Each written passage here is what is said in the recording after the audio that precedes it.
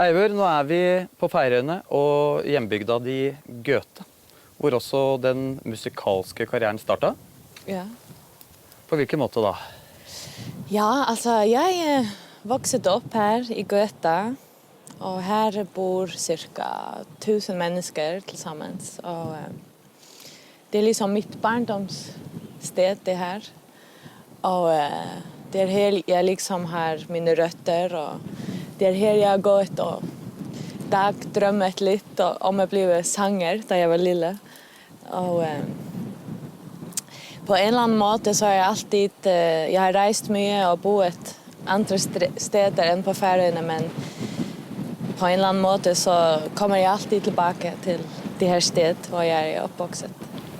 Hvordan vil du si det var å vokse opp på et så lite sted med så få innbyggere og ikke veldig mye å finne på? Det er ikke mange kaféer og butikker her.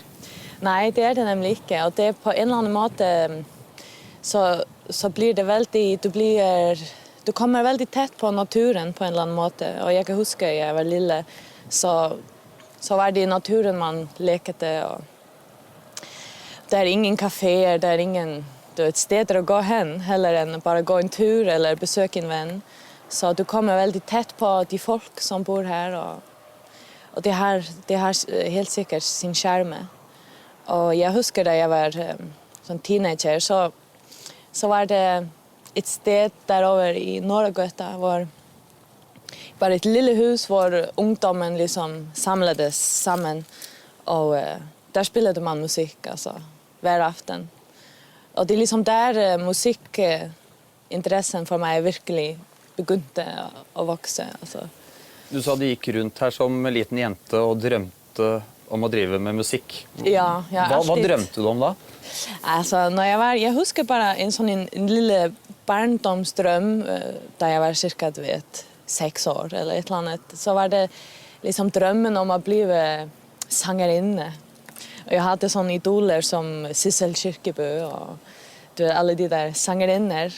Og så var jeg en av dem som stod foran speilet og drømte om å være sangerinne. Så det har alltid liksom ligget i meg det ønsket om å ha noe med musikk å gjøre. Men sang du stort sett for deg selv? Eller var du med i noe band tidlig? Musikkskole? Sånne ting? Nei, det har aldri vært noen musikkskole her i nærheten, men jeg kommer fra en familie som elsker musikk, og jeg husker alltid min mor syngende. Hun er alltid syngende, altså. Og det samme med min far, han skriver mye dikter, så det er en familie som alltid har haft mye sang. Og ellers så, jeg kan bare huske, jeg sang alltid til alle mulige leiligheter da jeg var lille, og startet mitt første band da jeg var 12 år, da jeg spilte mitt første band. Så. Og det var selvfølgelig et rockband. Men da du ble litt eldre, så har jeg inntrykk at det var veldig folkeorientert også. Altså grunnleggende færøysk musikk. Ja. Hvorfor det? Ja, men på Færøyene så er det, altså igjen, når du har så lille samfunn, så tid så er kulturen veldig sterk. Altså fordi at man fikk ikke noen instrumenter til Færøyene før orgelet var det første instrument som kom. Og så sangtradisjonen på Færøyene har alltid vært veldig sterk. Og jeg har lært gamle tradisjonelle sanger av min oldefar og min mormor og min mor. Så de har lært meg alle de der gamle tradisjonelle sanger. Og det har vært veldig viktig for meg i min sang, å liksom finne mine røtter på en eller annen måte i sangen. Nå sitter vi på et fantastisk vakkert sted som har inspirert deg mye. Ja, veldig mye. Dette stedet det er sånn litt vekk fra bygden, og det er et sted som jeg alltid kommer til hvis jeg liksom har bruk for litt fred og ro og litt energi. Hvis jeg er trøtt og sånn, så er det mitt sted, denne benken. Og så kan man se ut på vannet og og liksom få litt oversyn over det hele. Og det liksom en eller annen åpenhet. Og det ingenting her, så man kan ikke gjøre annet enn bare Flott utsikt. sitte og kikke. Det blåser jo litt, og nå merker jeg at det snart begynner å regne igjen nå. Det er jo Ja. veldig ustabilt vær. Ja. Og har det påvirket musikken din nå, tror du? Ja, helt sikkert. Så påvirker det måten jeg tenker på, helt sikkert. Altså været og jeg har alltid elsket kontraster i musikk. Altså at blande det vakre og det grimme. Og liksom å få de kontraster som naturen også har, og som været har. For meg så har det alltid vært drivkraften for meg i musikken og i det som jeg gjør. Det har alltid vært det at altså at utvide mine grenser. Og liksom hele tiden bryte de mønstre som man skaper seg.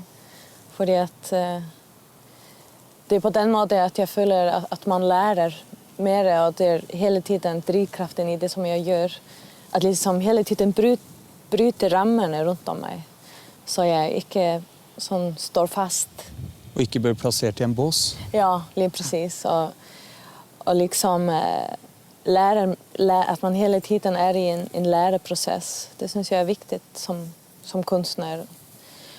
Og det liksom når man bryter et mønster, eller når det blir for behagelig å gjøre noe, så det liksom fordi at det for bekjent, og det lett. Og jeg har liksom hele tiden bruk for å springe av berget. Men Og ikke ha det for trygt i... Tvinger du deg til å søke noe nytt? Ja, hele tiden. Fordi at jeg vil gjerne...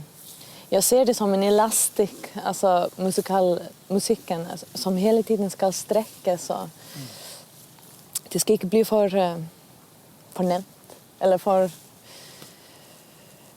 fordi så gjentar man seg selv på en eller annen måte, synes jeg. Hvis man... Ja, sånn virker det i hvert fall for meg.